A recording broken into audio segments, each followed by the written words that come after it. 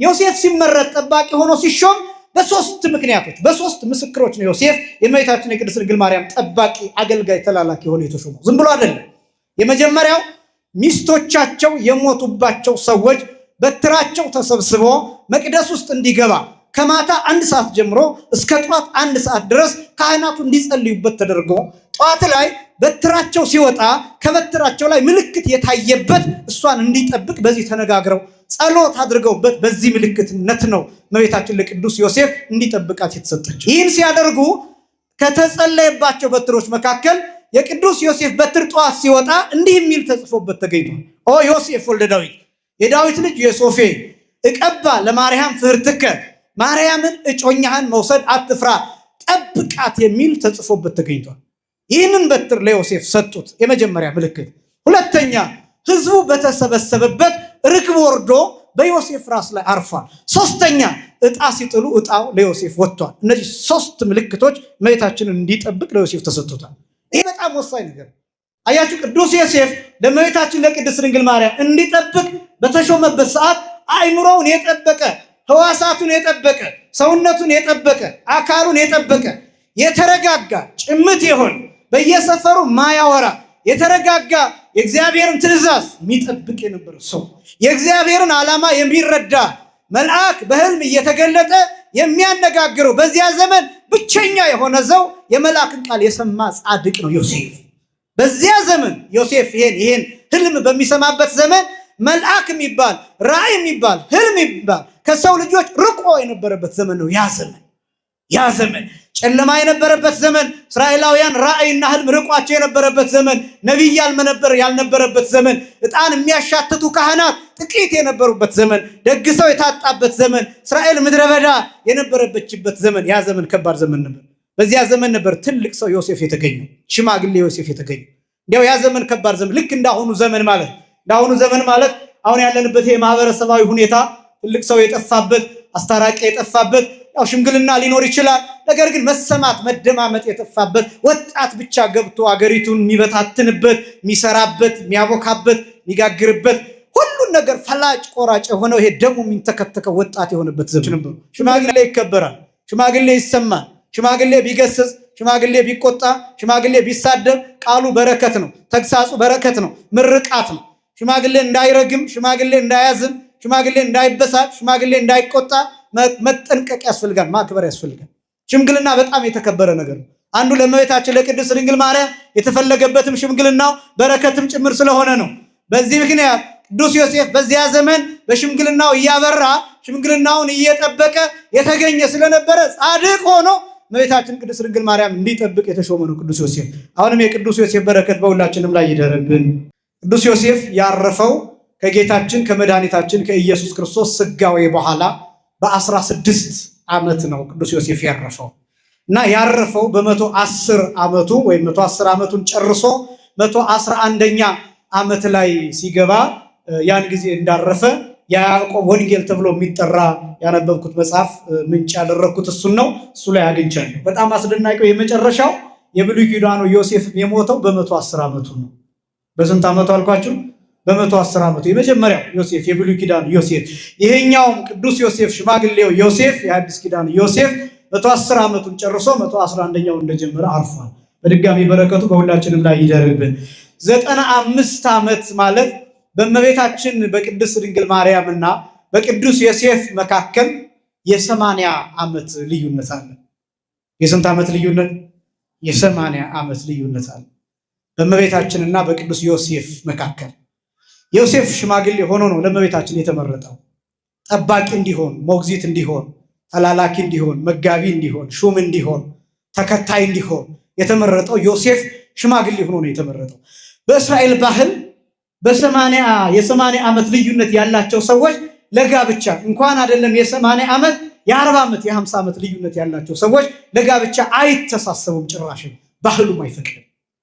በእመቤታችንና በዮሴፍ መካከል የ80 ዓመት ልዩነት አለ። ለምንድን ነው ሽማግሌ ሆኖ ዮሴፍ እመቤታችንን እንዲጠብቅ የተመረጠበት ምክንያት ቢባል ምስጢሩን እንዲጠብቀው ስለተፈለገ። ወጣት ቢሆን 2 ችግሮች ይኖራሉ። አንደኛ ምስጢር አይጠብቅም፣ ይንቀዠቀዣል፣ ብዙ ነገር ያወራል፣ በየሰፈሩ ይዞራል፣ በየመንደሩ ይናገራል። ስለዚህ ምስጢር አይጠብቅም። ሽማግሌ የሆነ እንደሆነ ጭምት ነው፣ ነገሩን ይጠብቀዋል። እንዲህ ብሎ እንደሚናገር ወንጌል የማቴዎስ ወንጌል ምዕራፍ 1 ቁጥር 19 ላይ እጮኛዋ ዮሴፍም ጻድቅ ሆኖ ሊገልጣት ስላልወደደ ይላል። ምን ሊላት ስላልወደደ? ሊገልጣት ስላልወደደ። ምክንያቱም ሽማግሌ ሊገልጣት ስላልወደደ በስውር ሊተዋት አሰበ ይላል። አላ መከረ ጽሚተ ይህድጋ ይላል። በቀስታ በቆይታ ሊተዋት አሰበ እንጂ ይላል። የማቴዎስ ወንጌል ምዕራፍ 1 ቁጥር 19 ነው። ይህን ያሰበው ምን ስለሆነ ነው ቢባል ሽማግሌ ስለሆነ። ወጣት ቢሆንስ ምን ያደርግ ነበር? በየሰፈሩ እየዞረ አረ እንደው ጸንሳለች እኔ ያልደረስኩባትም ምን ላድርግ እያለ ጓደኞቹን ሰብስቦ ያወራ ነበር ወጣት ቢሆን። ሽማግሌ ግን ስለሆነ በመንፈስ ቅዱስ የተነገረውን ጠበቀ፣ በመልአክ የተነገረውን ጠበቀ፣ ህልሙን ጠበቀ፣ ቃሉን ጠበቀ፣ ለጊዜ ሰጠ። የጊዜ ትርጉም እስኪመጣ ድረስ ዮሴፍ ራሱን ገዛ። ራሱን እግዚአብሔርን እያዳመጠ ቆየ። ዮሴፍ ሽማግሌ ስለሆነ ጭምት ስለሆነ አንደኛ። ሁለተኛ ወጣት ቢሆን ኖሮ ምናልባትም በተለየ መልክ ሊያስባት ይችላል። ሽማግሌ ሲሆን ፈቃደ ስጋ የጠፋለት፣ የስጋ ፈቃድ የጠፋለት፣ እንስሳዊ ጠባይ፣ እንስሳዊ ሐሳብ፣ እንስሳዊ ፍላጎት የጠፋለት ነው ሽማግሌ ሲሆን። ለምን? የ95 ዓመት ሽማግሌ ነው። የ95 ዓመት ሽማግሌ በተፈጥሮ ሰውነቱ ይረጋጋል፣ ሆርሞኑ ይደርቃል፣ ሆርሞኑ ይቀዘቅዛል። በዚህ ምክንያት እንኳን አይደለም እመቤታችንን ይቅርና ሌሎች ሴቶችን እንኳን ቢመለከት በፍቶት ማሰብ አይችልም። ለምን?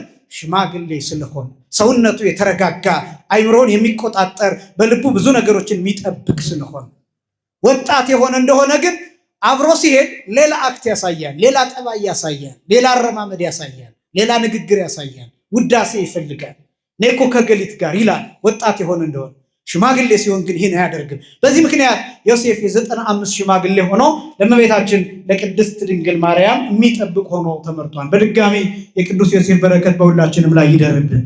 ሶስተኛ ዮሴፍ ለእመቤታችን ለቅድስት ድንግል ማርያም ጠባቂ ሆኖ ሲሾምላት የ7 ልጆች አባት ነበር። የስንት ልጆች አባት ነበር? የ7 ልጆች አባት ነበር። ቅዱስ ኤጲፋኒዮስ የሚባል አይሁዳዊ ነው። ቅዱስ ኤጲፋኒዮስ የሚባለው ታሪኩን በቅርበት የሚያውቅ ነው። የኢየሩሳሌም ሰው ነው እና የቅዱስ ዮሴፍን ታሪክ የእመቤታችንን ታሪክ ሲተርክ አንክሮጦስ ተብሎ በሚጠራው መጽሐፍ የ7 ልጆች አባት ነው ብሎ ይናገራል። እነዚህ 7 ልጆች 4ቱ ወንዶች ናቸው፣ 3ቱ ደግሞ ሴቶች ናቸው። 4ቱ ወንዶች በወንጌል ያዕቆብ፣ ይሁዳ፣ ዮሳ፣ ስምዖን ተብለው እነዚህ 4ቱ ወንዶች ተዘርዝረዋል።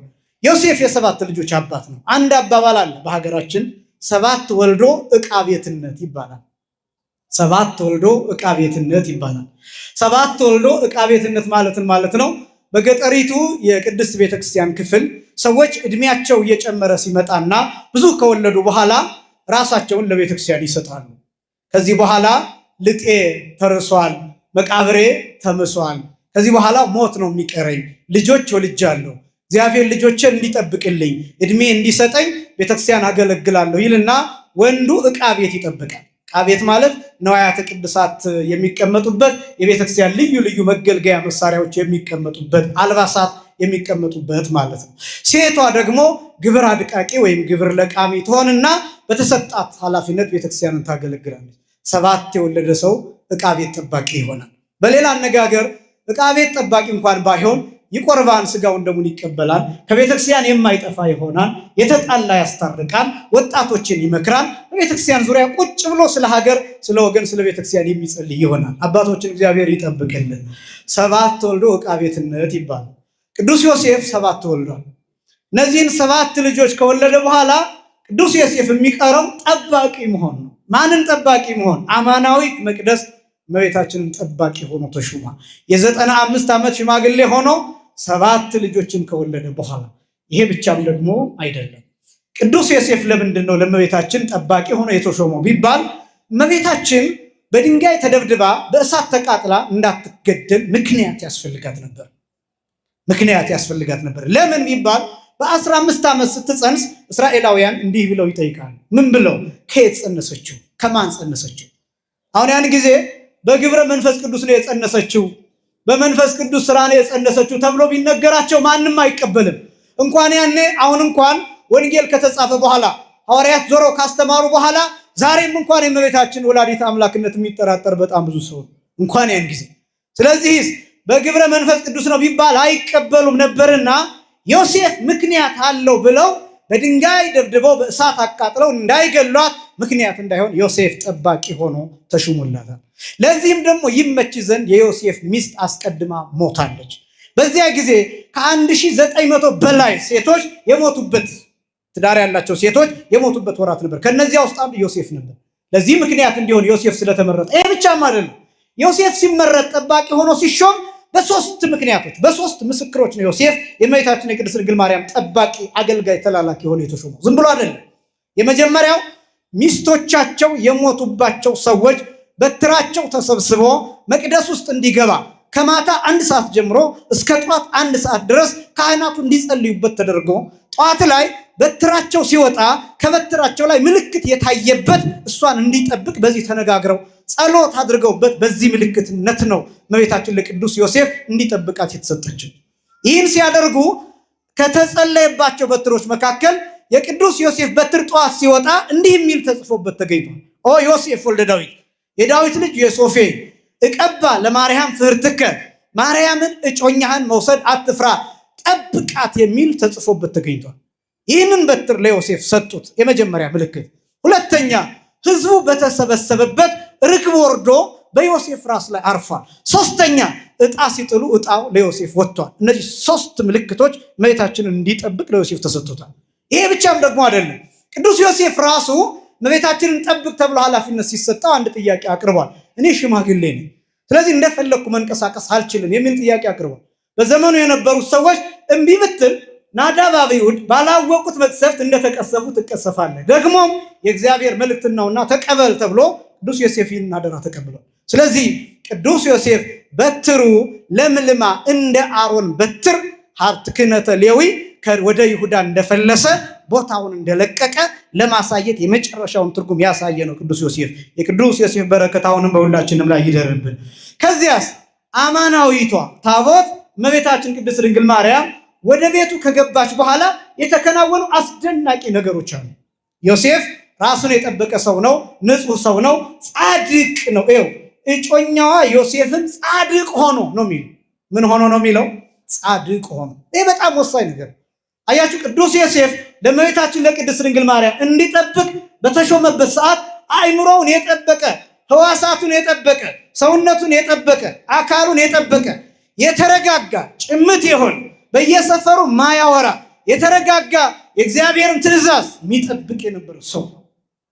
ይሄ ሰው ነው ለእመቤታችን ለቅድስት ድንግል ማርያም ጠባቂ ሆኖ የተሾመው።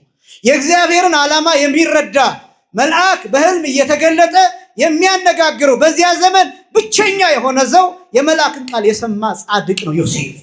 በዚያ ዘመን ዮሴፍ ይሄን ሕልም በሚሰማበት ዘመን መልአክ የሚባል ራእይ የሚባል ሕልም የሚባል ከሰው ልጆች ርቆ የነበረበት ዘመን ነው።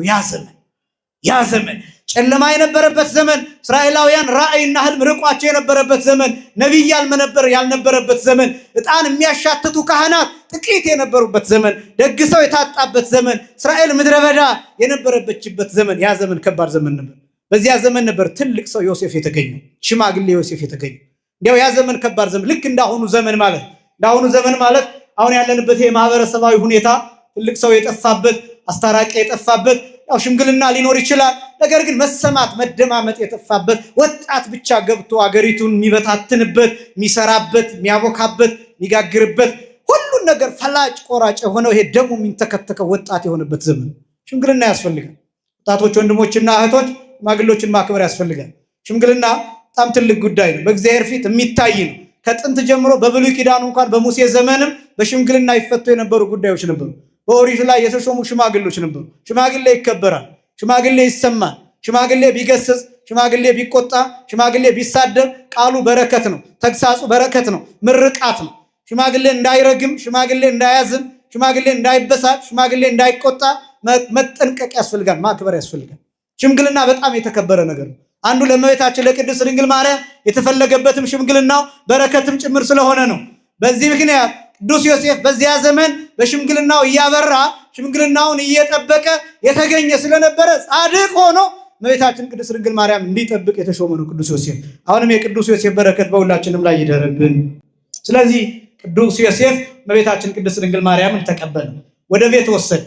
በቤቱ ለ3 ወራት ከቆየች በኋላ እመቤታችን ቅድስት ድንግል ማርያም በግብረ መንፈስ ቅዱስ አካላዊ ቃል ከስጋዋ ስጋ ከነፍሷ ነፍስ ነስቶ ሰው ሆነ እና እመቤታችን ቅድስት ድንግል ማርያም ከጸነሰች በኋላ የሚነሱ ጥያቄዎች አሉ።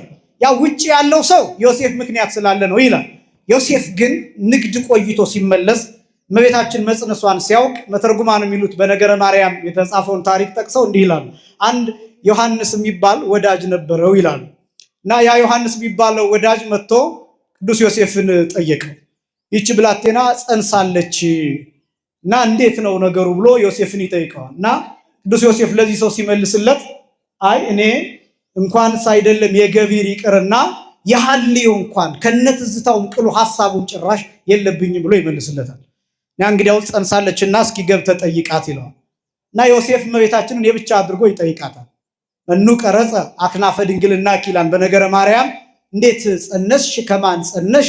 ምንድነው ነገሩ ብሎ እመቤታችን ይጠይቃታል። ያን ጊዜ እመቤታችን በግብረ መንፈስ ቅዱስ ነው አለች። የመንፈስ ቅዱስ ስራ ነው አለች። ምንድነው የመንፈስ ቅዱስ ስራ? እንዴት እንዲህ ሊሆን ይችላል ብሎ ቅዱስ ዮሴፍ እመቤታችንን ጠየቃት። እመቤታችን ማስረዳት ጀመረ። የመጀመሪያው እመቤታችን ያስረዳችው እንዴት እንደተገለጠላት ነው። እንዴት እንደተገለጠ እመቤታችን ለሐዋርያትም ጭምር የነገረቻቸው ምስጢር አለ። ለመጀመሪያ ጊዜ ይሄን ምስጢር የሰማው አረጋዊ ዮሴፍ ነው፣ ጻድቁ ዮሴፍ ነው፣ ሽማግሌው ዮሴፍ ነው። ለዮሴፍ የነገረችው እና በቤተ መቅደስ ነው ይሄ የተከሰተው ትለዋለች። ውሃ ልቀዳ ሲሄድ ውሃ ቀድቼ ስመለስ መልአክ ቃል ስጋ ሆነ እያለ አናገረኝ። እናቴ ሔዋንን ያሳትክ ሰይጣን ትሆናለህ ብዬ አልፌው ሄድኩኝ። ተከትሎኝ ልፍ ብሎ ይህንኑ ቃል ደገመው። ቃል ስጋ ሆነ አለኝ። ይሄ ነገር ደጋገመኝ። ምናልባት የመንፈስ ቅዱስ ከሆነ ወደ ቤተ መቅደስ ሂጄ ልስማው ብዬ ወደ ቤተ መቅደስ ሂጄ ቤተ መቅደስ ውስጥ ልክ ስቀመጥ በአመላክ መልአክ እኔ ወዳለሁበት ገባ። ከዚያስ እንዲህ አለ፣ ጸጋን የሞላብሽ ሆይ ምን ይበልሽ? ደስ ይበልሻል፣ ሰላምታ ላንቺ ይገባሻል፣ በእግዚአብሔር ዘንድ ባለሟልነትን አግኝተሻል። ከዚያ ትጸንሻለሻል፣ ወንድ ልጅም ትወልጃለሻል፣ ስሙንም ኢየሱስ ትይዋለሻል። ይህም ደግሞ በአባቱ በዳዊት ዙፋን የሚቀመጥ ነው አለኝ። ለመንግስቱ ደግሞ ፍጻሜ የለውም። እንዲህ ብሎ ተናገረኝ መልአክ። እኔም ተከራከርኩት አለችው። ወንድ ሳላውቅ እንዴት ይሆናል ብዬ ተከራከርኩት። አይ ወንድ ሳላውቅ እንዴት ይሆናል ብላ እመቤታችን መከራከሯ በዮሴፍ ቤት እያለች ነው ተከራከረችው። ይሄን መከራከሯ ደግሞ የሚያሳየው ዮሴፍ የተሰጣት ለባልነት ሳይሆን ለጠባቂነት እንደሆነ አስረግጦ መናገር የሚችል ቃል። ምክንያቱም እመቤታችን መልአኩ ትጸንሻለሽ ወንድ ልጅ ትወልጃለሽ ሲላት ዮሴፍ ለባልነት ከነበረ የታጨው ምን ማለት ነበረባት እመቤታችን? አሃ ትጸንሻለሽ እኮ የሚለኝ ያው ከዮሴፍ ትጸንሻለሽ እያለች ነው፣ ትወልጃለሽ የሚለኝ ከሱ እያለኝ ነው። ስለዚህ ኢየሱስ ትይዋለሽ የሚለኝንም ሞልደው ከሱ ነው ማለት ነበረባት እመቤታችን። ግን ታውቃለች፣ ለጠባቂነት እንደተሾመ ታውቃለች፣ ለባልነት እንዳልሆነ ታውቃለች። ስለዚህ ወንድ ሳላውቅ እንዴት ይሆናል ብላ መልአኩን ተከራከረችው። ይህንን ለዮሴፍ ነገረችው። ከዚያስ በኋላ ምን ተከሰተ አላት። ለዮሴፍ እመቤታችን ነገረችው። ቀድሞ ከማውቀው መልአክ የተለየ ግሩም መልአክ ወደ እኔ መጣ። ወመጻ ግሩም መልአክ ወገሰጸ አጽፎ ዘየማን ወኮነ ህብስተ ሕይወት በሊኦ አብላአኒ ወገሰሰ አጽፎ ዘጸጋም ወኮነ ጽዋዐ ሕይወት ሰትዮ አስተይን። ቀድሞ ከማውቀው መልአክ የተለየ መልአክ፣ የሚያስፈራ መልአክ ወደ እኔ መጣ። የቀኙን የልብሱን ጫፍ ነካው፣ ዳሰሰው፣ ህብስተ ሕይወት ሆነ። ያንን እሱ በልቶ ለእኔ አበላኝ። በግራ በኩል ያለውን የልብሱን ጫፍ ነካው፣ እሱ የህይወት መጠጥ ሆነ። እሱ ቀምሶ እሱ ጠጥቶ ለእኔ አጠጣኝ። ካፊያ አረሰረሰኝ፣ ዝናብ ዘነበ። የቤተ መቅደሱ ቅጽር ለሁለት ለሶስት ተከፈለ፣ ዙሪያው በእሳት ተከበበ። ይህንን ለቅዱስ ዮሴፍ ነገረችው። ይሄ የሚያስደነግጥ የሚያስፈራ ቃል። በነገራችን ላይ ይሄ ሙሉ ቢነገር እመቤታችን ሙሉውን አልተናገረችውም፣ ለዮሴፍም ለሐዋርያትም። ምክንያቱም ብትናገረው ዓለም ያልፋል። ዓለምን ማሳለፍ የሚችል ምስጢር ነው እመቤታችን የተሸከመችው። ይህን ዩኒቨርስ ድምጥማጡን ማጥፋት የሚችል ለምን ቢባል ዓለም ከተፈጠረበት ጥበብ ይልቅ ዓለም ምን ያለበት ጥበብ ይበልጣል? ምን ያለበት ጥበብ ይበልጣል? የዳነበት ጥበብ ይበልጣል። የሚበልጥ ደግሞ የሚያንሰውን ያሸንፈው እና ይሄ ምስጢር እመቤታችን ቅድስት ድንግል ማርያም ብቻ የተሸከመችው፣ በእሷ ብቻ የቀረ እመቤታችን ብቻ የቀረ ምስጢር አለ። በሐዋርያት ብቻ የቀረ ምስጢር አለ። በሊቃውንት ብቻ የቀረ ምስጢር አለ። በመምህራን ብቻ የሚቀር ምስጢር አለ። በየዘመኑ በሚነሳው ትውልድ የሚቀር ምስጢር አለ። እየተከፈለ ብቻ የሚሰጥ ሙሉ የማይነገር በየሰዎች አይምሮ የሚቀር ምስጢር አለ። በእመቤታችን ያለው ከሁሉ በላይ፣ በእመቤታችን ያለው ከመላእክት ዕውቀት በላይ፣ በእመቤታችን ያለው ከመላእክት መረዳት በላይ ነው። ይበጽሖ ህሊና ሰብአ ሕርያቆስ ሲናገር የሰው አይምሮ አይደርስበትም ወይ ዘመላእክት አይምሮ የሰው ይቅርና የመላእክት ዕውቀት እንኳን አይደርስበትም ብሎ የተናገረው እመቤታችን የተሸከመችው ምስጢር ይሄ ነው። በእውነት ክብርና ምስጋና ለአምላካችን ይሁን። እመቤታችንን የሰጠን አምላክ ይሄን ምስጢር ነገረችው። ግን ምን ማለት ነው የሚለውን ላሳያችሁና ልቀጥል። ለዮሴፍ ይሄን ነገረችው። ይሄንን የኛ ሊቃውንት ተርጉመውታል። ግሩም መልአክ የተባለው ማን ነው? የሚያስፈራ መልአክ የተባለው ማን ነው?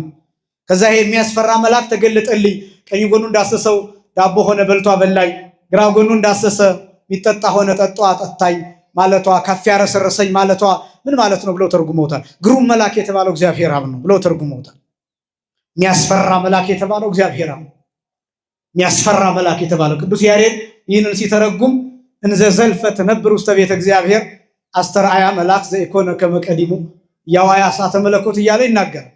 ሁልጊዜ በእግዚአብሔር ቤት ስትኖር ሳለ ከቀድሞ ከመልአክ የተለየ ቀድሞ ከተገለጠላት መልአክ የተለየ መልአክ እንደዚያ ያልሆነ መልአክ ታያት ተገለጠላት ይልና ባህሬ መለኮቱ እሳተ መለኮቱ አላቃጠላትም አያቃጠላትም ይላል። ይሄን ሲተረጉም ያ ግሩም መልአክ የተባለው እሳተ መለኮት ነው፣ ባህሬ መለኮት ነው። እሱም ራሱ እግዚአብሔር ነው። ቀኝ ጎኑ እንዳሰሰው ህብስተ ሕይወት ሆነ በልቶ አበላኝ፣ ግራ ጎኑ እንዳሰሰው የሚጠጣ የሕይወት መጠጥ ሆነ ጠጥቶ አጠጣኝ ማለቷ ምን ማለት ነው ቢባል በባህሪው የሚወልደው ልጁን በባህሪዬ እንድወልደው አደረገኝ ስትል ነው ብለው ተርጉመውታል። አንድ መምህር ኤስድሮስ የሚባሉ ሊቅ ደግሞ ይህንን ሲተረጉሙ ብቻ መውለድን ቀምሶ አቀመሰኝ ስትል ነው ብለው ተርጉመውታል። እስኪ በሉ ብቻ መውለድን በሉ ቀምሶ አቀመሰኝ፣ ብቻውን እንደወለደው ብቻዬን እንደወልደው አደረገኝ ማለት ነው። ያ ማለት ክርስቶስ አስቀድሞ በቀዳማዊ ልደቱ ከአብ ያለ እናት ተወልዷል። በዳህራዊ ልደቱ በኋለኛው ልደቱ በሁለተኛው ልደቱ ወይም በመጨረሻው ልደቱ ደግሞ ከመቤታችን ያለ አባት ተወልዷል። መጀመሪያ ከአብ ያለ እናት ተወልዶ አንድ ቅንጣት አንድ ወጣት ብቸኛ ዋህድ እንደሆነ ሁሉ ከመቤታችንም ተወልዶ አንድ ወጣት ነው፣ አንድ ቅንጣት ነው፣ ብቸኛ ነው፣ ዋህድ ነው። ከአብ ከተወለደ በኋላ አብ ሌላ ልጅ እንዳልወለደ ከእግዚአብሔር ወልድ ውጭ ሌላ ልጅ እንደሌለው እመቤታችንም ከእግዚአብሔር ወልድ ውጭ ሌላ ልጅ የላትም። ለእግዚአብሔር ወልድ አባቱ እግዚአብሔር አብ ብቻ እንደሆነ የክርስቶስም እናቱ እመቤታችን ብቻ ናት። ከእግዚአብሔር አብ ተወልዶ ወንድም እህት ሌላ ታናሽ ተከታይ እንደሌለው ከእመቤታችንም ተወልዶ ብቻውን ነው፣ ወንድም እህት ታናሽ ተከታይ የለው። አንድ ወጣት ነው፣ አንድ ቅንጣት ነው፣ ዋሂድና የአካሉ የብቻ ገንዘቡ ነው። ይሄ የተገለጠበት ነው። የእግዚአብሔር ምሳሌ እመቤታችን ቅድስት ድንግል ማርያም በዚህ ምድር ላይ ብቸኛ የእግዚአብሔር ምሳሌ ተብላ የምትገለጠው እመቤታችን ናት። አመስግኗት። በእውነት የጸጋ ምስጋና ለእርሱ ነው። የእግዚአብሔር ምሳሌ ተብላ የምትገለጥ ለዚህ ነው። አሁን እመቤታችን ቅድስት ድንግል ማርያም ብዙ ጊዜ ይሄ ነገረ ማርያምን ትምህርት አሁን ትንሽ ተወት ስላደረግ ነው ብዙ ግራ የሚያጋቡ ነገሮችን የምትሰሙበት ምክንያት ይሄ እመቤታችን ቤዛ የምትባለው ለዚህ አሁን አብ ለአባትነቱ ምትክ የለው፣ ክርስቶስ ለክርስቶስነቱ ምትክ የለው። ለክርስቶስነቱ ምትክ የለው። ክርስቶስ አብ ክርስቶስ ተብሎ አይጠራም፣ መንፈስ ቅዱስም ክርስቶስ ተብሎ አይጠራም። እየሰማችሁ ነው አይደለም? ክርስቶስም አብ ተብሎ አይጠራም፣ ክርስቶስም መንፈስ ቅዱስ ተብሎ አይጠራም። አብነት፣ ወልድነት፣ መንፈስ ቅዱስነት ማይፋለስ ነው። አብነት ለወልድነት አይሰጥም፣ ወልድነት ለአብነት አይሰጥም፣ ለመንፈስ ቅዱስነት አይሰጥም። መንፈስ ቅዱስነት ለአብነት ለወልድነት አይሰጥም፣ ወልድነትም ለአብነትና ለመንፈስ ቅዱስነት አይሰጥም። አይፋለስም። ይሄ ስሙ ራሱ አብ የሚለው ለወልድ ጭራሽ፣ ወልድ የሚለው ለአብ ጭራሽ፣ መንፈስ ቅዱስ የሚለው ለአብና ለወልድ ጭራሽ አይሰጥም። ይሄ ማይለወጥ ማይናወጥ እንደሆነ ሁሉ የእመቤታችን የቅድስት ድንግል ማርያም ወላዲተ አምላክነት ለማንም አይሰጥም። ለምን? ማንም ወላዲተ አምላክ አይደለም። ከእመቤታችን ውጭ ማንም የአምላክነት አይደለም። ማንም አያችሁ፣ የቆመ ለምሳሌ እኔ እዚህ መድረክ ላይ ዛሬ ቆሜያለሁ። ዛሬ መምህር ነኝ፣ ዛሬ አስተምሬያለሁ። ነገ ሌላ መምህር ቆሞ ያስተምራል፣ ከነገ ወዲያ ሌላ መምህር ቆሞ ያስተምራል። እኛ ስናልፍ እኛ ስንሞት ሌሎች መምህራን እዚህ አውደ ምሕረት ላይ ይቆማሉ። እናንተ የተቀመጣችሁበት የምዕመንነት ቦታ የተማሪነት ቦታ ላይ ሌሎች ይቀመጡበታል። ነገ ሌላ ሰው፣ ከነገ ወዲያ ሌላ ሰው። የእናንተን አባትነት ሌላ ሰው ይተካዋል። እናንተን እንደወለዳችሁ ልጆቻችሁ ይወልዳሉ። ይቀጥላል አባትነት፣ ይቀጥላል እናትነት፣ ይቀጥላል ምእመንነት፣ ተማሪነት፣ መምህርነት። እነዚህ ነገሮች ሁሉ ይተካሉ። በፍጹም ግን የማይተካ ወላዲተ አምላክነት ብቻ ነው። ትውልድ ቢያልፍ ትውልድ ቢተካ ሰማይና ምድር ዝቅና ከፍ ቢል ምንም ነገር ቢደረግ ሊተካ የማይችለው ወላዲተ አምላክነት። በዚህ ምክንያት ቤዛ ተብላ ትጠራለች። ክብርና ምስጋና ለአምላካችን። ሐሳቡን እንድታገኙ አሁን ቤዛነት ሲባል ደግሞ እመቤታችን ከክርስቶስ ጋር እኩል ናት ማለት ደግሞ አይደለም። የክርስቶስ ቤዛነት በምንም ነገር የሚወዳደር ለንጽጽርም የሚቀርብ አይደለም። የእመቤታችን የቅድስት ድንግል ማርያም የወላዲተ አምላክ ስፍራ እንጂ ያልነው የአምላክነት ስፍራ አይደለም፣ የፈጣሪነት ስፍራ አይደለም፣ የክርስቶስነትንም ስፍራ አይደለም ያልነው። ስጋ ቆርሳ ደም አፍስሳ መስቀል ላይ ተሰቅላ አደናችንም አይደለም ያልነው። የተሰቀለው የእርሷ ልጅ ነው ያልነው፣ የእሱ እናት ናት ነው ያልነው።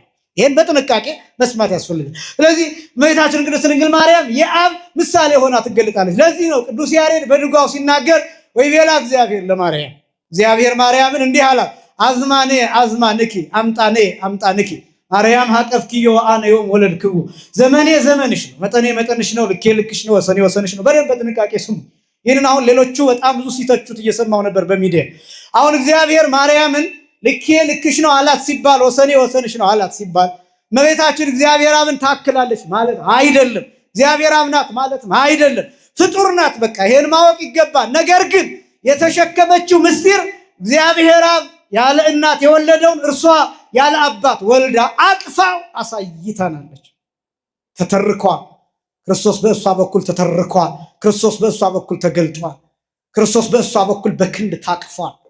ክርስቶስ በእሷ በኩል ተገልጦ ሲበላ ታይቷል። ክርስቶስ በእሷ በኩል ተገልጦ በሞት ተዋርዷል። ክርስቶስ በእሷ በኩል ተገልጦ መስቀል ተሸክሞ ወድቋል። ክርስቶስ በእሷ በኩል ተገልጦ ስጋ ቆርሷን ደም አፍስሷል። ክርስቶስ በእርሷ በኩል ተገልጦ ራበኝ ብሎ ምግብ ሲለምን አይተነዋል። ውሃ ሲጠይቅ አይተነዋል። ክርስቶስ በእሷ በኩል ተተርኳል። አሳየችን። ነገስታቱ ከብዙ ቦታ ርቀት ሄደው እንዲሰግዱለት ያገኙት ተወደደም ተጠላም በእመቤታችን እቅፍ ነው። በእመቤታችን እቅፍ ነው። በበረቱ ውስጥ በቤተልሔም የተገኘው በድንግል ማርያም እቅፍ ነው። ሰብአ ሰገል የሰገዱለት የባህሪ ስግደት የአምልኮ ስግደት ምንም እንኳን ሰማይ ድረስ ተቀባይነት ቢኖረውም እንኳን ሰብአ ሰገል ግን የሰገዱለት ጽርሐ አርያም ድረስ ሄደው አይደለም፣ ሰማይ ሄደው አይደለም፣ በኪሩቤል ዙፋን በዚያ ሂደው አይደለም። ያገኙት በድንግል ማርያም በብላቴናይቱ በድንግሊቱ ብላቴና እቅፍ ነው ያገኙት። የምናውቀው በእሷ በኩል የተተረከልን የተገለጠልን በእሷ በኩል ነው። የተበላው የተጠጣው የተለበሰው የተወረሰው የተገኘው የተገለጠው የተተረጎመው በእርሷ በኩል። ስለዚህ አንዳንድ ጊዜ በቤተክርስቲያን ትምህርት ምን ይባላል መሰላችሁ? የትምህርት ደረጃዎች አሉ። 4 አይነት የትምህርት ደረጃዎች፣ ፊደል፣ ንባብ፣ ትርጓሜ፣ ምስጢር የሚባሉ የትምህርት ደረጃዎች አሉ። መጀመሪያ ፊደል አለ፣ ከዛ ንባብ አለ፣ ከዛ ትርጓሜ አለ፣ ከዛ ምስጢር አለ። እነዚህ 4 የትምህርት ደረጃዎች። የመጀመሪያው ፊደል ነው። አንድ ሰው ፊደል ማወቅ አለበት መጀመሪያ። ከዚያስ ንባብ ማወቅ የሚችል ሰው፣ ፊደል ማወቅ የሚችል ሰው፣ ማንበብ የሚችል ሰው፣ ፊደል ያወቀ ሰው ብቻ። ፊደላቱ ተገጣጥመው ንባብ ይሰጣሉ። ከዛስ ንባቡ ትርጉም አለው፣ ይተረጎማል። ያ ንባብ ሲተረጎም ትርጓሜ አዋቂ፣ ትርጉም አዋቂ ተብሎ ይገለጣል። የቅኔ ተማሪ፣ የቅኔ መምህር ሊሆን ይችላል። ግዕዝ ያወቀ የተረዳም ሊሆን ይችላል። ተርጓሚ ሊባል ይችላል። ከዛ ቀጥሎ ደግሞ ምስጢር ይባላል። ይሄ ምስጢር የሚባለው ትርጓሜን በምስጢራት ደረጃ አደላድሎ መውጣት፣ ለተማሪዎቹ ጥያቄ መመለስ የሚችል ሊቅ፣ መንፈሳዊ ፈላስፋ የሆነ ሰው ምስጢር ያለው ተብሎ ይታወቃል። እነዚህ 4 የትምህርት ደረጃዎች ነው። የቤተክርስቲያን ትምህርቶች በሙሉ ከዚህ የሚወጡ አይደሉም። በነገራችን ላይ ዜማ ምድቡ ከንባብ ነው። በሌላ አገላለጥ ማለት ነው። ለምሳሌ አንድ የድጓ መምህር ንባብን በዜማ ይላል ማለት ነው። በሚያምር ዜማ በእዝል ሊሆን ይችላል፣ በግዕዝ ሊሆን ይችላል፣ በአራራይ ሊሆን ይችላል። በ3ቱ የዜማ ስልቶች በሚያምር ጣዕም ባለው ማንበብ ማለት ነው። ዜማ ቁጥሩ ከንባብ ነው። ነገር ግን ልዩ የሚያደርገው ንባብን ከንግግር ወደ ዜማ ከፍ ማድረግ ነው። የቤተክርስቲያን ትምህርቶች እንደዚህ ናቸው። ትርጓሜ ቁጥሩ ትርጓሜ ከሚለው ነው። ቅኔ ቁጥሩ ትርጓሜ ከሚለው ነው። ከነዚህ ውስጥ ይገባል። ፊደል ያላወቀ ሰው አያነብም፣ ያላነበበ ሰው አይተረጉምም፣ የማይተረጉም ሰው አያመሰጥርም። እነዚህ 4ቱ ደረጃዎች። ለዚህ ሁሉ መሰረት ፊደል ነው። ፊደል የሚለውን የነገረ ማርያም ትምህርት እንለዋለን። ስጋ ማርያም፣ መልክዓ ማርያም፣ ሕይወተ ማርያም፣ ህላዌ ማርያም፣ የእመቤታችን ሕይወት፣ አኗኗሯ፣ ማንነቷ፣ መልኳ፣ አካሏ ፊደል ተብሎ ይጠራል። እንዘምር የለ ማርያም ፊደል የሁሉ መማሪያ በንጽህና ተጽፋለችና እያልን እንዘምራለን። ማርያም ፊደል የሁሉ መማሪያ እንላለን። ፊደል ቅርጹ ከተቀየረ ከተዘቀዘቀ ሆሄው ሌላው ቀርቶ ሆሄው ሃሁ ሂሃ የሚለው አንዱን ቅጥያውን ካነሳ ነው ንባብ ይበላሻል። ፊደል ከተበላሸ ንባብ ይበላሻል። ንባብ ከተበላሸ ትርጉም ይበላሻል። ትርጉም ከተበላሸ ምስጢር ይበላሻል። እነዚህ ናቸው ትምህርቶቻችን። የመጀመሪያው የነገረ ማርያም ትምህርት የተዛባ ከሆነ አረዳዳችን የተበላሸ ከሆነ የነገረ ክርስቶስ ትምህርት ይዛባል፣ ይፋለሳል። አሁን ልንገራችሁ፣ ፊደልና ፊደል ተገጣጥሞ ንባብ ይሰጣናል። ቃል ከሰማይ መጣ። አሁን ይሄ የምናገረውን ድምፅ ጽፌ ብሰጣችሁ የሚታይ ይሆናል፣ የሚዳሰስ ይሆናል። አሁን ቃሌን አታዩትም፣ ቃሌን አትዳሰሱትም። የምናገረው ይሄን የምናገረውን ጽፌ ለእያንዳንዳችሁ ብሰጣችሁ አንደኛ ታዩታላችሁ። ለምን? ፊደሉ ስዕል ሆኖ ይገለጥላችኋል። ሁለተኛ ትዳሰሱታላችሁ። ለምን? በወረቀቱ አማካኝነት የሚዳሰስ ይሆን። ስለዚህ ይሄ ድምፅ የነበረው በግዘፍ እንዲደርሳችሁ በወረቀት ይቀመጣል፣ በስዕል ይቀመጣል። ቃል ረቂቅ ነበር፣ አካላዊ ቃል አይያዝም፣ አይጨበጥም፣ አይዳሰስም፣ አይራብም፣ አይጠማም፣ አይደክምም፣ አይገረፍም። አሁን እነዚህ ነገሮች እንዲሆኑ ምን መሆን አለበት? ግዙፍ መሆን አለበት። ግዙፍ እንዲሆን በምን መገለጥ አለበት? በስጋ መገለጥ አለበት፣ መሳል አለበት፣ መጻፍ አለበት፣ መታየት አለበት። ስለዚህ ቃል ከሰማይ መጣ። ከዛስ ከፊደል ጋር ተገናኘ። ከፊደሉ ጋር ሲገናኝ ማለት ምን ማለት ነው? ከማርያም ስጋን ወሰደ፣ ከማርያም ነፍስን ወሰደ። ቃል ስጋ ሆነ። ከዚያስ ተነበበ። ተነበበ ማን ተብሎ? ማን ተብሎ ተነበበ? ንባቡ ምንድን ነው? ፊደል ስጋ ማርያምን ካገኘ በኋላ ገዝፎ ማን ተብሎ ተነበበ ቢባል አማኑኤል ተብሎ ተነበበ። ንባብ የሚባለው አማኑኤል። ይሄስ ይተረጎማል ምን ተብሎ? እግዚአብሔር ከማን ጋር? ከኛ ጋር ተብሎ ይተረጎማል። ይሄ ደግሞ ይመሰጠራል፣ ምስጢር አለው። ምን ተብሎ? እግዚአብሔር ከኛ ጋር የሚለው በሁለት ይተረጎማል። አንደኛው በዝምድና፣ ሁለተኛው በአብሮነት። ዝምድና የሚለው ተዋህዶን የሚያሳይ ነው። አብሮነት የሚለው ጉርብትናን የሚያሳይ ነው። ዝምድና የሚለው ተዋህዶን ያሳያን ማለት ነው። ወንድማችን ተብሎ ተጠርቷል ክርስቶስ። ከኛ ከስጋችን ስጋ በእመቤታችን በኩል ከነፍሳችን ነፍስ ነስቶ በእመቤታችን በኩል ወንድሞቼ ብሎ እኛን ጠርቶ እነግሮሙ ስመከ ለአኀዌ ይላል በአምላክ ዳዊት መዝሙር 21 ላይ ስምህን ለወንድሞቼ ነግራቸዋለሁ ይላል። ስምህን ለወንድሞቼ፣ ወንድሞቼ ያለው ማለት ነው እኛ ሐዋርያት። ማርያም መግደላዊትን ሲልካት ትዝ ይላችኋል። የዮሐንስ ወንጌል ምዕራፍ 20 ቁጥር 17 ላይ ሁሪ በልዮሙ ለአኀዌ ሂጂና ለወንድሞቼ ንገሪያቸው ይላል። ለወንድሞቼ ለሐዋርያት ነው የሚልከን። በሐዋርያት በኩል ሁላችንም ወንድሞቼ ብሎ ይጠራል። ይህን ደግሞ ቅዱስ ጳውሎስ ይተረጉማል።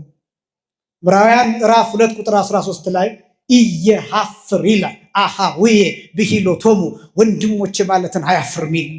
በነገር ሁሉ ይላል ወንድሞቹን ሊመስል ተገባው ይላል። ለምን? ባህሪያችንን ንጹሕ አድርጎት አባቱን ለኛ አባት አድርጎታል። አይገርማችሁ? ለማርያም መግደላዊት ሂጂና ለወንድሞቼ ንገሪያቸው ብሎ የነገራት መልእክት ምንድን ነው?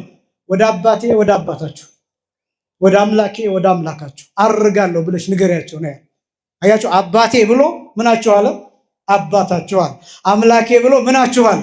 አምላካችሁ አለ። አስደናቂ ነው። አባቴ ብሎ አባታችሁ ሲል የእሱን አባት ለእኛ አባት አደረገ። ለምን? የእኛን ስጋ የእኛን ነፍስ ተዋህዶ ስለ ትሕትና ከኛ ጋር ተቆጥሮ፣ ስለዚህ አባቱን አባት አደረገ። ስልጣን አገኘ። የምን ስልጣን? የእሱን አባት ብለን የመጥራት ስልጣን።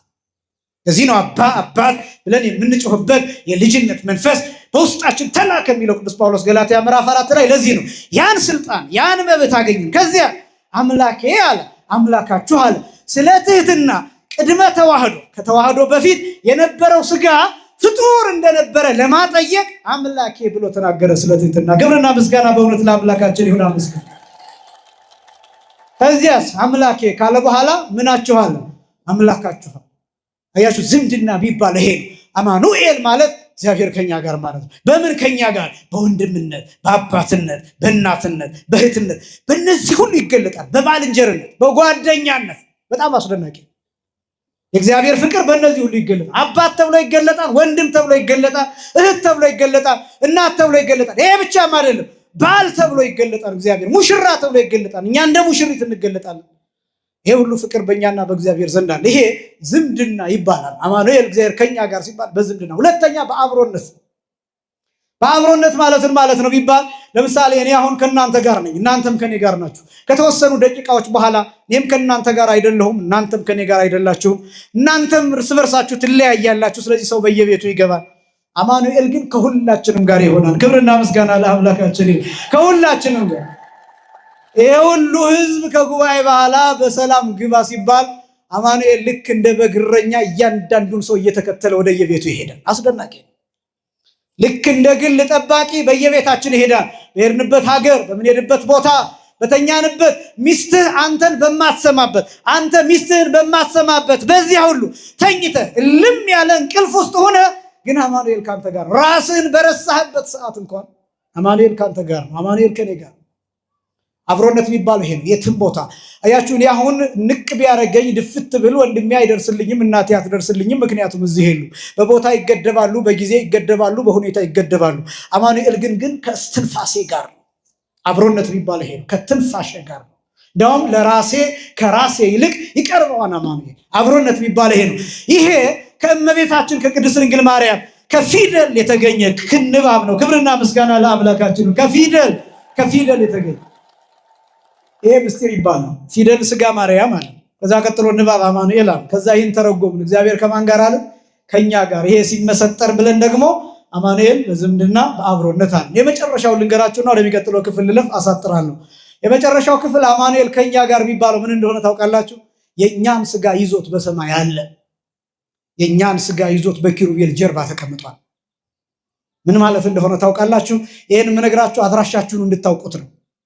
አድራሻችሁ የእናንተ ስጋ የእኛ ስጋ የት እንዳለ፣ ነፍሳችሁ የት እንዳለ፣ ማንነታችሁ የት እንዳለ፣ ወዴት እስከየት እንደምትጠበቁ ልነግራችሁ ፈልጌ። አድራሻችን መጠጥ ቤት አይደለም። አድራሻችን ጭፈራ ቤት አይደለም። አድራሻችን ዘረኝነት አይደለም። አድራሻችን ብሔርተኝነት አይደለም። አድራሻችን በቋንቋ መከፋፈል አይደለም። አድራሻችን ሰማይ ነው። አድራሻችን በኪሩቤል ጀርባ የተቀመጠው ስጋ ከእኛ ነስቶት ሞትን የተሻገረ አድርጎት በዘላለም ሕይወት የሚኖር የከበረ በጸጋው ዙፋን ፊት በብርሃን ጎርፍ ተከቦ እያመሰገነ የሚኖር አድርጎት ወደ ሰማይ እየጠራን ክርስቶስ በሰማይ ይጠብቀናል። አማኑኤል ከኛ ጋር ማለት ይሄ ነው። ወደ ጸጋው ዙፋን እንድንቀርብ ነው የተጠራ ነው። ይሄ የተገኘው ከእመቤታችን ከቅድስት ድንግል ማርያም ነው። በዚህ ምክንያት የእመቤታችን የቅድስት ድንግል ማርያምን ማንነት ፊደል ብለን እንጠራዋለን። የነገረ ማርያምን ትምህርት በደንብ ጠንቅቆ ማወቅ ይገባል። በዚህ ምክንያት የእግዚአብሔር ምሳሌ ተብላ ትጠራለች። ብቻ መውለድን ቀምሶ አቀመሰኝ ተብሎ የተተረጎመው ለዚያ ነው። ካፊያ የመንፈስ ቅዱስ ምሳሌ ብሎ ተርጉሞታል።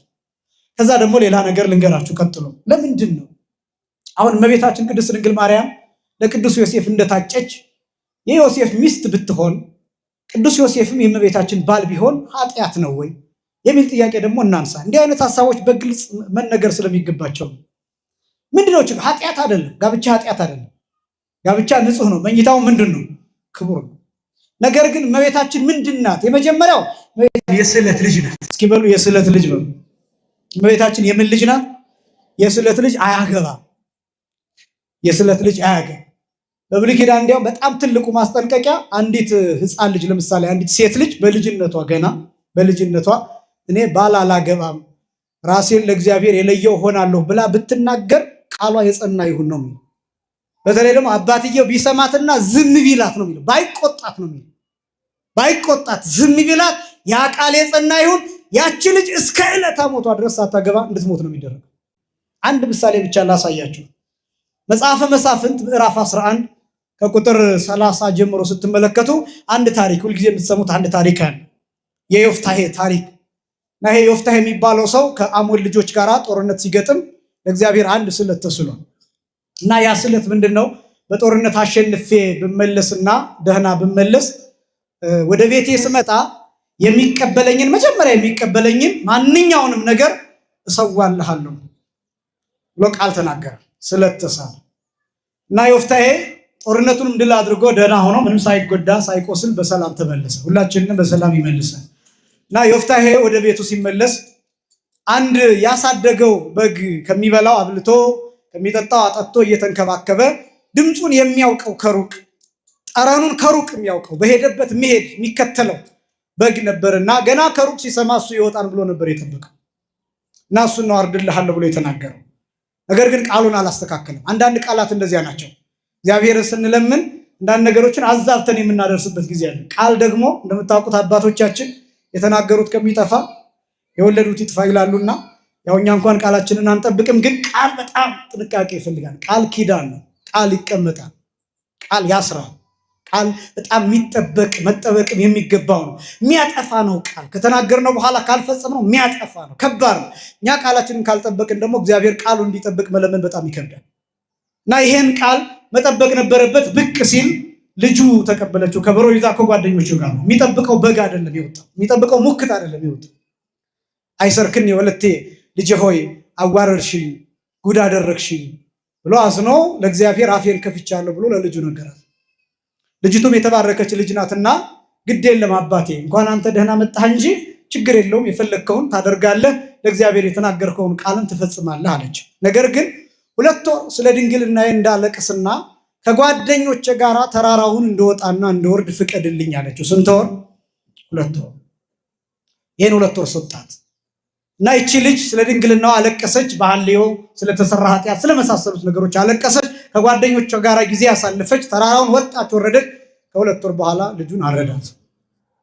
ቃል ተናግሯልና ልጁን ሰዋት፣ አቃጠላት፣ በእሳት አቃጠላት። ያን ጊዜ ማረድ ብቻ አይደለም፣ ከታረደ በኋላ ስጋው በእሳት ይቃጠላል፣ ሬሳው በእሳት ይቃጠላል። ስለዚህ ልጁ ላይ ያንን አደረገ እና መጽሐፍ ቅዱሱ የሚገልጠው መጽሐፈ መሳፍንት ምዕራፍ 11 ከቁጥር 34 ጀምሮ ወንድ አታውቅም ነበር ነው የሚለው። ምን አታውቅም ነበር? ወንድ አታውቅም ነበር ነው እና ይቺ ልጅ የእመቤታችን የቅድስት ድንግል ማርያም ምሳሌ ሆና ተገልጣለች። የስለት ልጅ ናት። ስለት አልፎባታል። የመጀመሪያው ቃሉን ስለተናገረ ቃል አልፎባታል።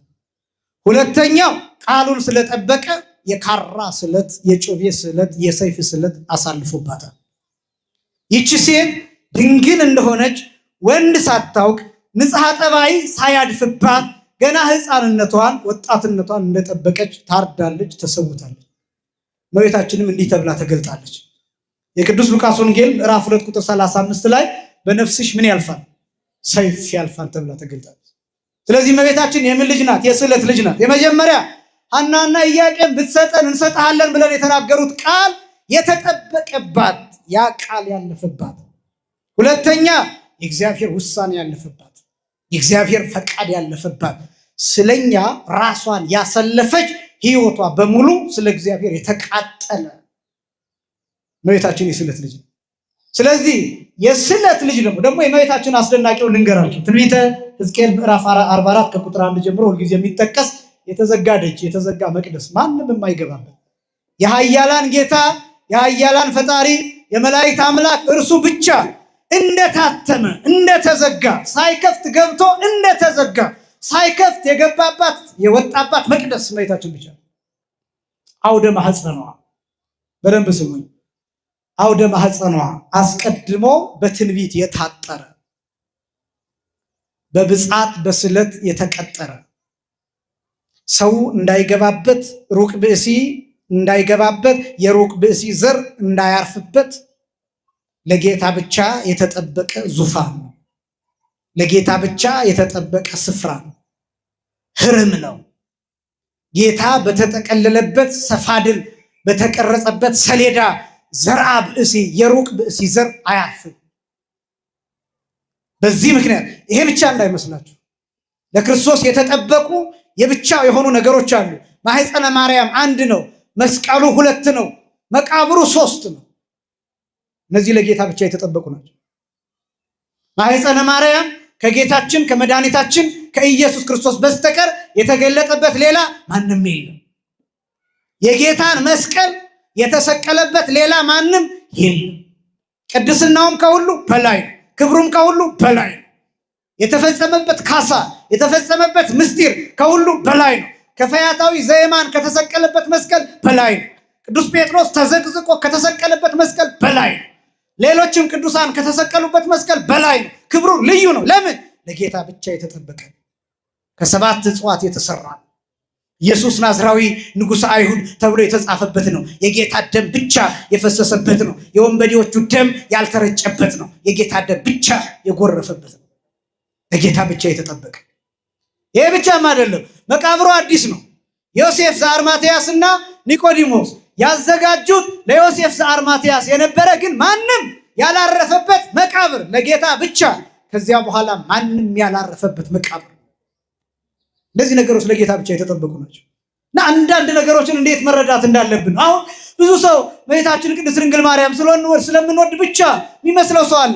እሱ ብቻ አይደለም፣ ክርስቶስ እንዴት እንደመጣ ከየት እንደተገኘና የሱ ቦታዎች እንዴት እንደተጠበቁ ጭምር የምናሳይበት ነው። አንደኛ።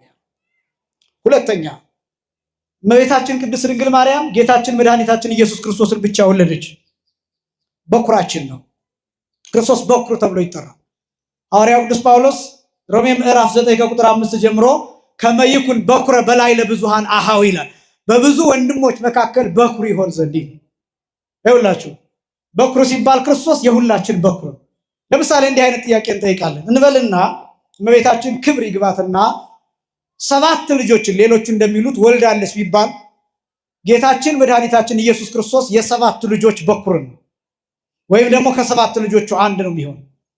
ስለዚህ እንዲህ ከሆነ ወይም ደግሞ እነዚህ 7 ልጆች ከተወለዱ በኋላ ነው ጌታ የተወለደው ከተባለ እሱ በኩር መባሉ ይቅርና የእሱ በኩሮች ሌሎች አሉ ማለት ነው።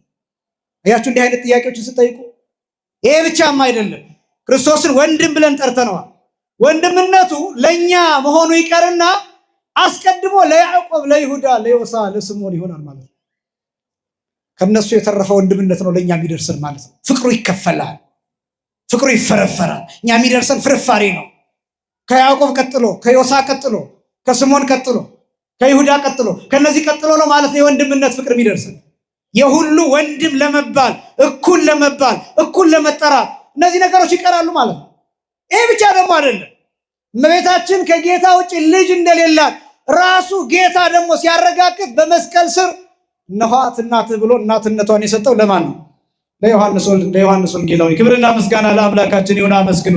ይሄን ቃል በደንብ አስተውላችሁት። እነሆ ልጅሽ ብሎ የሰጣት ለምንድን ነው? ያዕቆብ እያለ ዮሐንስን ልጅ አድርጎ የሚሰጠው ለምንድን ነው? ይሁዳ እያለ ዮሐንስን ልጅ አድርጎ የሚሰጣት ለምንድን ነው? ዮሳ ለምንድን ነው? ስምዖን እያለ ዮሐንስን ልጅ አድርጎ የሚሰጣት ለምንድን ነው? እነኋት እናትህ ብሎ ለዮሐንስ ወንጌላዊ በማይመለከተው ቢሰጠው ለምንድን ነው? ለሱ እናት አድርጎ የሚሰጣት ለምንድን ነው? ሌሎች ልጆች ካሉ እነ ያዕቆብ፣ እነ ይሁዳ፣ እነ ዮሳ፣ እነ ስምዖን የእሷ የስጋ ልጆች ከሆኑ የስጋ ልጇ ላልሆነው ለዮሐንስ ወንጌላዊ እናት አድርጎ የሚሰጣት የስጋ ልጇ ያልሆነውን ዮሐንስን ልጅሽ ብሎ የሚጠራው ለምንድን ነው? ልጇ ክርስቶስ መስቀል ላይ ተሰቅለው። ይሄ ብቻ እንዳይመስላችሁ፣ በዮሐንስ በኩል ሁላችንን ለእመቤታችን ልጆች አድርጎ ሰጥቶናል። በዮሐንስ በኩል እመቤታችንን ለሁላችን እናት አድርጎ ሰጥቶናል። ክብርና ምስጋና ለአምላካችን ይሁን፣ አመስግኑ። በእነዚህ ምክንያቶች እመቤታችን ቅድስት ድንግል ማርያም የተናገረቻቸው ነገር የገለጠቻቸው እንዳሉ ሆኖ ዮሴፍ የእመቤታችን የቅድስት ድንግል ማርያም ጠባቂዋ እንጂ ለጋብቻ የታጨላት እንዳልሆነ ማረጋገጫዎች ናቸው። የመጨረሻውን ልናገርና ወደ ርዕስ የመጥቼ ልጨርስ። የማቴዎስ ወንጌል ምዕራፍ 1 ቁጥር 25 ላይ ዮሴፍም እመቤታችን ቅድስት ድንግል ማርያምን የበኩር ልጇን እስከምትወልድ ድረስ አላወቃትም። የበኩር ልጇን፣ በኩር የሚለው ብዙ ትርጉሞች ናቸው። ቅዱስ ዮሐንስ አፈወርቂንም ተርጉሟል። በኩር የሚለው የበኩር ልጇ የሚለው ያው ብቸኛ ልጅ በኩር ይባላል፣ በኩር ተብሎ ይጠራል። በኩርናው ግን የመጀመሪያ ልጅ መሆኑ ብቻ አይደለም፣ ብቸኛ ልጅ መሆኑ ብቻም አይደለም። በኩርናው ለራሷ ለእመቤታችን ለቅድስት ድንግል ማርያም በኩሯ ነው። ለእመቤታችን በኩሯ ነው። ጌታ የእመቤታችን በኩር ተብሎ ይጠራል። እንዳውም ቅዱስ ሉቃስ የተናገረውን አለቃ ኪዳነ ወልድ ክፍሌ ሲያቀኑ እስከ አመ ወለደት ወልደ ዘበኩራ የሚለውን ወልደ ዘበኩራ የሚለው በኩሯን ማለት ነው ብሎ ይተረጉማል። በኩሯ በምንድን ነው ለእመቤታችን በኩር የሚሆነው? በትንሣኤ በኩሯ። ከእመቤታችን ትንሣኤ አስቀድሞ የተነሳው ማን ነው? ጌታ። ስለዚህ በትንሣኤ ምኗ ነው? በኩሯ። በማድረግ ከእመቤታችንና ከጌታ ማን ይቀድማል? በእርገት ጌታ። ስለዚህ በኩሯ ነው። ወደ ሰማይ በመሄድ ምኗ ነው? በኩሯ ነው።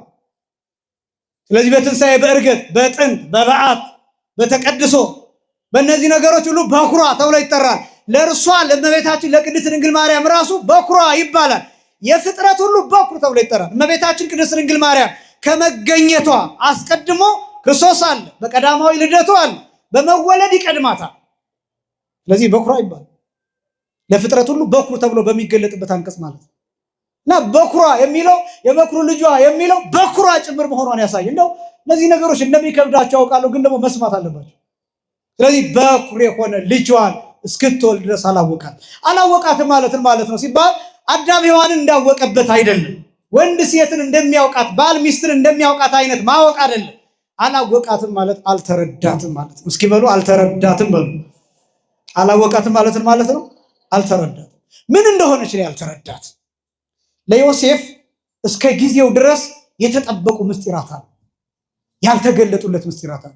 እነዚህ ምስጢራት ምንድን ናቸው ከተባለ እመቤታችን ቅድስት ድንግል ማርያም ልክ በወለደችበት ሰዓት የተከናወኑ ነገሮች አሉ። ለምሳሌ የኮከቡ መገለጥ፣ የስርቀተ ብርሃን አብይ ተብሎ የሚጠራው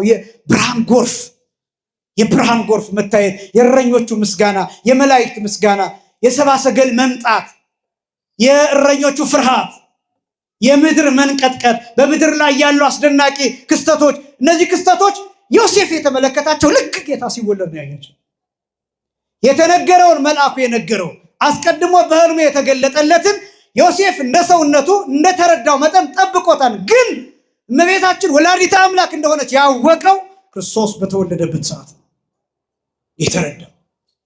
ይህንን ቅዱስ ዮሐንስ አፈወርቅ ሲተረጉም ሲወለድ ብቻ ሳይሆን ከዚያ በፊት እመቤታችን መልኳ ይቀያየርበት ነበር ይላል። ቦ ዓመት አይመለምል ከመጽጌ ረዳይ ወቦ ዓመት አቅያይ ቀይ የምትሆንበት እንደ አረንጓዴ የምትሆንበት ልክ ውሃ በብርጭቆ ሲቀዳ ብርጭቆ ውሃውን እንዲመስል ጠጅ ሲቀዳበት ጠጁ ብርጭቆው ጠጁን እንዲመስል ልክ እንደዛ እመቤታችንም በባህሪው ብርሃን የሆነ ጌታን ጸንሳለችና ታበራበት ነበር። አጠገቡ ሆና ማርያም ብሎ ይጠራት ነበር። ስለዚህ አላወቃትም። ወልድ የተባለ እሱ እንደሆነ፣ አማኑኤል የተባለ የሚወለደው ከእርሷ እንደሆነ፣ እርሷም ወላዲተ አምላክ እንደሆነች አላወቀም ነበር። ነቢዩ ኢሳይያስ በትንቢተ ኢሳይያስ ምዕራፍ 7 ቁጥር 14 ላይ ነው ጌታ ምልክት ይሰጣችኋል፣ ምልክቱም ጌታ በድንግልና ጸንሳ ድንግል በድንግልና ጸንሳ ወንድ ልጅ ትወልዳለች፣ ስሙን አማኑኤል ትለዋለች ተብሎ የተነገረላት ድንግል ዘላለማዊ ድንግልና ያላት እሷ እንደሆነች ግን አላወቀም ነበር። ወላዲተ አምላክ እሷ እንደሆነች አላወቀም ነበር። በጣም አስደናቂው ደግሞ ጌታ ከተወለደ ከ40 ቀን በኋላ በቤተ መቅደሱ አንድ አስደናቂ ምስጢር ይታያል። ጌታ በተወለደ በ40 ቀን ኦሪት ዘሌዋውያን ምዕራፍ 12 ላይ ወንድ በተወለደ በ40 ቀን ሴት በተወለደች በ80 ቀን ወደ ቤተ መቅደሱ ሂደው መስዋዕት እንዲቀርብላቸው በታዘዘው መሰረት ጌታም የኦሪቱን ሕግ ለመፈጸም በ40 ቀን ወደ ቤተ መቅደስ ሄደዋል። እና ያኔ ዮሴፍ አለ እና ከዮሴፍ ነው የተቀበለው ሽማግሌውና ሽማግሌው ሲገናኙ የ500 ዓመት ሽማግሌ ስምዖን ከሽማግሌው ከዮሴፍ ጋር ተፋጠጠ። ይሄ የ500 ዓመት ሽማግሌ ስምዖን ማለት ትንቢተ ኢሳይያስ ምዕራፍ 7 ቁጥር 14 ላይ ያለውን ሲተረጉም ተቸግሮ የነበረ ሰው፣ ለግብፁ ንጉሥ ለበጥሊሞስ ሲተረጉም ድንግል በድንግልና ጸንሳ ትወልዳለች የሚለውን ሴት ጸንሳ ትወልዳለች እያለ ይተረጉም የነበረ ሰው እና ይሄን ሳታይ አትሞትም ተብሎ ለዚያ የተጠበቀ ሰው ጊዜው ሲደርስ በዚያ ቀጠሮ ጌታ በተወለደ በ40 ቀን ወደ ቤተ መቅደሱ ሲሄዱ መንፈስ ቅዱስ ቀሰቀሰው ስምዖንን ሽማግሌው። ከአልጋው ተነሳ፣ ከአልጋው ወረደ። የማንንም ድጋፍ ሳይፈልግ ምርኩስ ሳይዝ ወደ መቅደሱ ሮጠ፣ ወደ ምኩራቡ ሄደ። ምክንያቱም ቀጠሮ ነበረው። ያ ቀጠሮ የመንፈስ ቅዱስ ቀጠሮ ነበር። ያ ቀጠሮ ከጌታ ጋር ነበር። ያ ቀጠሮ ከዮሴፍ ጋር ነበር። ያ ቀጠሮ ከእመቤታችን ጋር ነበር እና ያ ሽማግሌ ስምዖን ወደ መቅደሱ ሲሄድ ከዮሴፍ እቅፍ አየው ሕፃን ነው። ዘሎ ሄዶ ከዮሴፍ እቅፍ ተቀበለው ሕፃን ነው። እግዚአብሔርን ባረከ ይላል፣ አመሰገነ ይላል። እንዲህ አለ ሽማግሌው ስምዖን ይዜ ተስዕሮ ለገብርከ በሰላም እግዚኦ በከመ አዘዝከ እስመ ርእያ አዕይንቴ አድኅኖተከ ዘአስተዳሎከ ቅድመ ኩሉ ሕዝብከ። እነሆ ከዛሬ ጀምሮ ባሪያህን አሰናብተው ልሙት፣ ምክንያቱም በሕዝብ ፊት ያዘጋጀኸውን ማዳን አይቻለሁ ተመልክቻለሁና፣ ስለዚህ ከዛሬ ጀምሮ ባሪያህን አሰናብተው ብሎ ዮሴፍንና እመቤታችንን ሁለቱንም ባረካቸው ይላል ስምዖን። ክብርና ምስጋና ለአምላካችን ይሁን። ይሄ ሰው ምልክት ሆኖ የተቀመጠውን ይተረጉም የነበረ ይህን ምልክት ሳታይ አትሞትም ተብሎ የተቀመጠ ከዚያስ ሽማግሌ ሆኖ የኖረ ከሽማግሌው ከዮሴፍ ጋር በቀጥታ የተፋጠጠ ይሄ ሕፃን ብሎ ተናገረ። ሽማግሌው ስሙ ዝህ ሕፃን ስዩም ለብዙሃን ለድቀቶሙ ወለተንስኦቶሙ ለብዙሃን ሙስተ እስራኤል። ይሄ ሕፃን ከእስራኤል ለአንዳንዶቹ ለመውደቅ ለብዙዎቹ ለመነሳት ምክንያት የሚሆን ሕፃን ነው ብሎ ጠቁሞ አሳየው። ያን ጊዜ ዮሴፍ ጌታ የባህሪ አምላክ እንደሆነ ተረዳ። ክብርና ምስጋና ለአምላካችን ይሁን። እመቤታችንንም አወቀ፣ እመቤታችንንም ተረዳ፣ የአምላክ እናት እንደሆነች አወቀ። ከዚያ በፊት ግን ዮሴፍ አላወቃትም ነበር። ምን አላላትም ነበር? አሁን ግን ወላዲተ አምላክ እንደሆነች አወቀ። የተከበራችሁ ክርስቲያኖች ዛሬ እመቤታችንን ብዙ አያውቃትም፣ ዓለም አያውቃትም፣ አይረዳትም። ዮሴፍ እንኳን ከእርሷ ጋር እየኖረ እያያት እየተመለከታት ጊዜ ወስዶበታል። ለምንድን ነው ዓለም ስለ እመቤታችን ስለ ቅድስት ድንግል ማርያም ደህና ነገር እንዲናገር የምትጠብቁት? ለምንድን ነው? በጥጋብ የሚኖር ዓለም ስለ እመቤታችን ደህና ነገር እንዲናገር ትጠብቃላችሁ? እየተሽቀረቀረ የሚኖር ዓለም፣ እየረከሰ የሚኖር ዓለም፣ እያመነዘረ የሚኖር ዓለም ስለ ድንግሊቱ ስለ እመቤታችን ጥሩ ነገር ይናገራል ብላችሁ ትጠብቃላችሁ? እንኳን ስለ እመቤታችን ዘላለማዊ ድንግልና ይቅርና ዓለም እህቶቻችን ድንግልናችሁን ጠብቃችሁ ስትኖሩ የሚስቅባችሁ ብዙ አይደለም?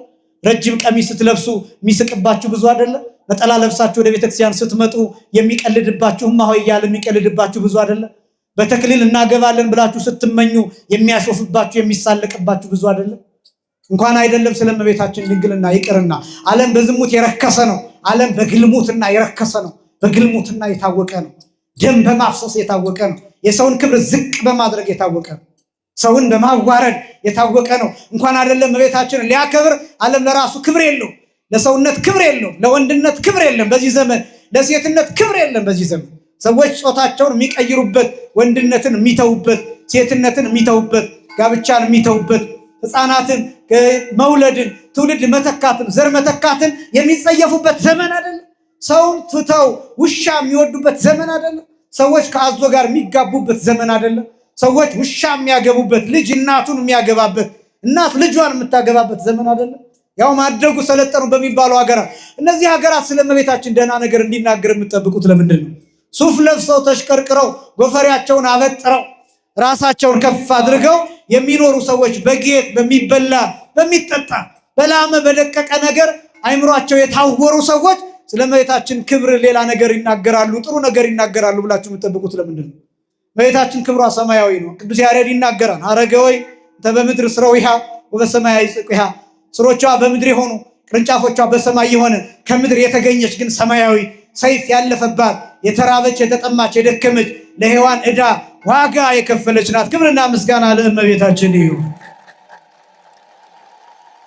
ይህችን እናት ከማንም አስቀድሞ የተረዳትና ያወቃት ሊገልጣት ያልወደደ በስውር የተዋ እንደ ገመና ነው ተብሎ እንኳን ቢታሰብ ሊሰውርላት የፈለገው ይሄ ሽማግሌው ዮሴፍ ነው። የጻድቁ ዮሴፍ ነው። ያ ጭምቱ፣ ያ የተረጋጋው፣ ያ ዕድሜውን ለእግዚአብሔር ያቃጠለው፣ ያ ዕድሜውን ለእግዚአብሔር የሰዋ፣ ያ በሽምግልናው ዘመን እመቤታችንን ይዞ የተንከራተተ፣ ጌታን በጀርባው በትከሻው ያዘለ፣ በግብፅ አሸዋ የተጠበሰ የተቀቀለ መከራውን ያየ ከጌታ ጋር 16 ዓመታትን ያሳለፈ በድኑ ስጋው እንዳይፈርስና እንዳይበሰብስ ቃል ኪዳን የተሰጠው የጌታን ጠረን የጌታን መዓዛ መለኮት ያሸተተ ያ ጻድቅ ያ ሽማግሌ ያ ምስኪን ያ የዋህ ያ የሰባት ልጆች አባት እመቤታችን ቅድስት ድንግል ማርያምን ያከበራት እንደ ሽማግሌ ሳይሆን እንደ አባት ሳይሆን እንደ ልጅ የታዘዛት እንደ ልጅ የታዘዛት አሽከር ሆኖ ያገለገላት። ሽማግሌዎች የት ናችሁ? ስጋ ወደሙ ትቀበላላችሁ፣ እናቶቻችን ትቆርባላችሁ፣ ቤተክርስቲያንን ታገለግላላችሁ፣ ሌሊት ወደ መቅደሱ ትገለግላላችሁ፣ ትገሰግሳላችሁ፣ እመቤታችንን ትወዷታላችሁ። ወጣቶችስ ወንድሞቻችን እህቶቻችን እንደዚህ እንደ ዮሴፍ ወደ ሽምግልና ደረጃ ለመድረስ እመቤታችንን ማክበር ያስፈልጋል። እድሜያችሁ እንዲረዝም እመቤታችንን መውደድ ያስፈልጋል። የእመቤታችንን አማላጅነት መመስከር ያስፈልጋል። ዛሬ ሽማግሌ እየጠፋ ያለው ገና በ40 በ50 በ30 እየተቀጨን ያለ ነው። እድሜያችን እያጠረ ያለው ገንዘብ አልበረክትልን ያለው እንኳን እመቤታችንን ማክበር ይቅርና ሌሎች ሰዎችን ማክበር ባለመቻላችን ምክንያት ነው። ለሀገር ባለውለታ የሆኑትን ሰዎች እነሱን ባለማክበራችን የስድብ አፍ የተሰጠን እርግማን ብቻ አንደበታችን የሚያውቅ ክፉ ቃላትን የምንሰበስብ የምንዘራ መሆናችን ሶሻል ሚዲያውን በስድብ የሞላን በእርግማን የሞላን በትችት የሞላን በክፋት የሞላን ባለማመስገን የሞላን ቅዱሳንን በማዋረድ የተሞላ ስለሆነ በዚህ ምክንያት እርግማን በአይምሯችን ሰፍሮብን የሚኖረው ጦርነት ያመጣብን በሽታ የሚያመጣብን ረሃብ ያመጣብን ይሄ እና ወጣቶች ወንድሞቻችን እህቶቻችን የእመቤታችን የቅድስት ድንግል ማርያምን ክብር አውቃችሁ የጻድቁን የቅዱስ ዮሴፍን ሽምግልና ተረድታችሁ በምትሄዱበት ቦታ ሁሉ ትልልቆችን እያከበራችሁ ቅዱሳንን ያከበራችሁ መኖር ያስፈልጋል። እመቤታችንን እንድናውቃት አምላካችን እግዚአብሔር ይርዳል። የእመቤታችን የቅድስት ድንግል ማርያም አማላጅነት ከሁላችን ጋር ይሁን። የጻድቁ የሽማግሌ ዮሴፍ በረከት አማላጅነት ከሁላችንም ጋር ይሁን። ያስተማረን የአባቶቻችን አምላክ እግዚአብሔር ይመስገን። ስብሐት ለእግዚአብሔር።